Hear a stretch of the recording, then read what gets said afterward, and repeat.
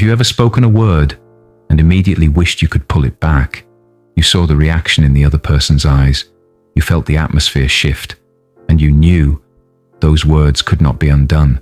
It could have been with a spouse in the middle of an argument, or with your child when you were tired and they were testing your patience, or maybe in the workplace when stress was high and your filter was low.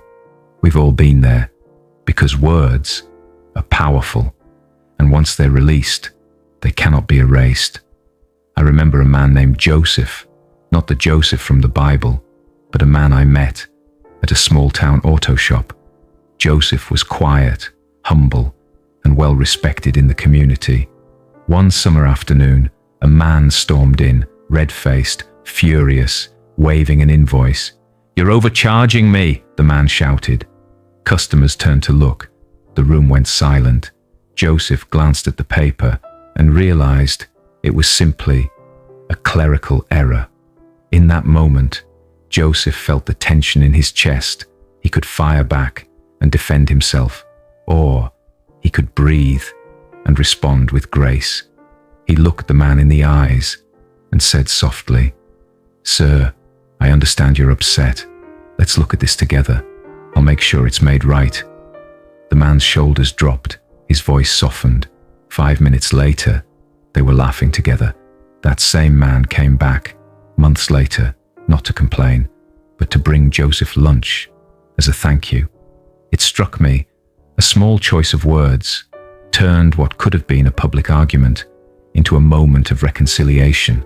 Joseph's restraint didn't just protect his reputation, it built a bridge. Now, Joseph's story is simple, but it reveals something profound. It's not always the size of the situation that determines the outcome.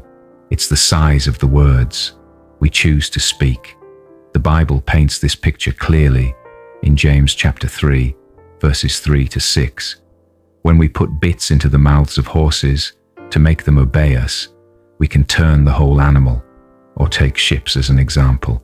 Although they are so large and driven by strong winds, they are steered by a very small rudder wherever the pilot wants to go. Likewise, the tongue is a small part of the body, but it makes great boasts.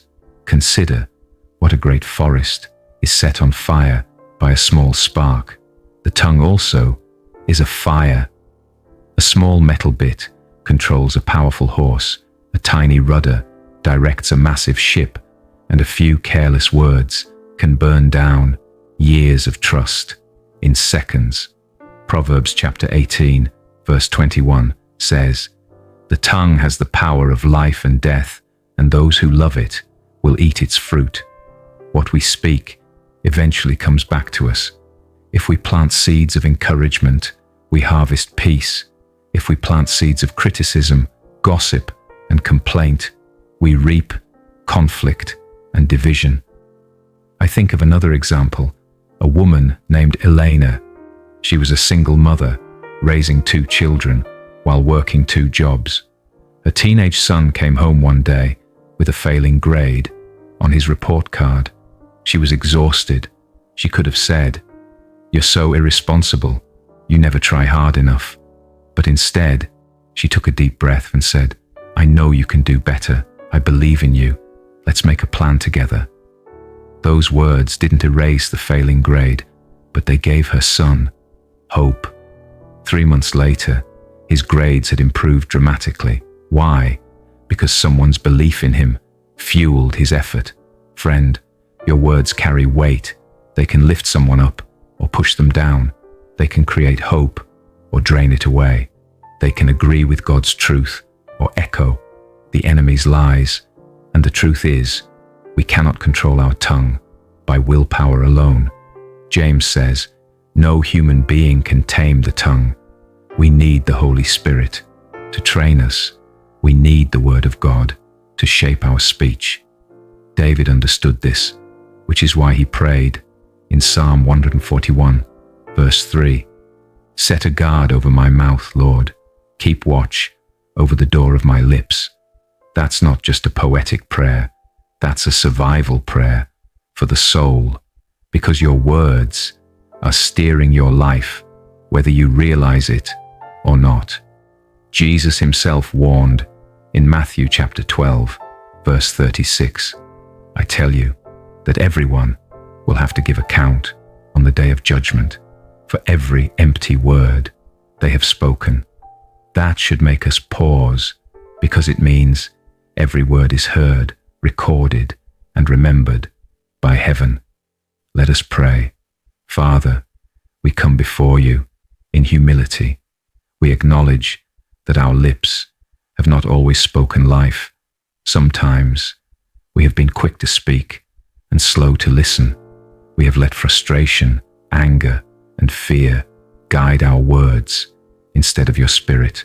Lord, forgive us, wash us clean, align our hearts with yours. Your word says in Ephesians 4, verse 29, "Do not let any unwholesome talk come out of your mouths, but only what is helpful for building others up." Lord, help us live this truth.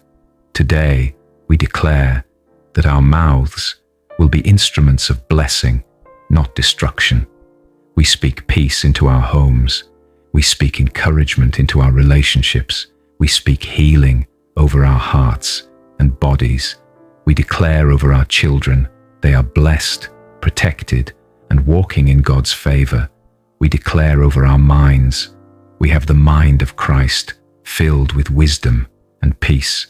We declare over our future, no weapon formed against us shall prosper, and every tongue that rises against us shall be condemned. Isaiah 54:17. Lord, when the enemy whispers lies, remind us of your truth. When our emotions rise, teach us to pause before we speak. When anger tempts us, let love win the moment.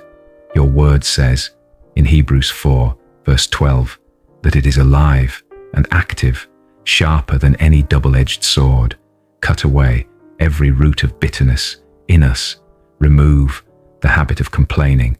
Destroy the seed of gossip and replace them with words of life, praise, and gratitude. Holy Spirit, guard our lips. Prompt us before we speak. Let us be quick to listen, slow to speak, and slow to become angry. James 1:19. We choose today to bless and not curse, to encourage and not tear down, to speak from faith, not from fear. In Jesus' mighty name, amen.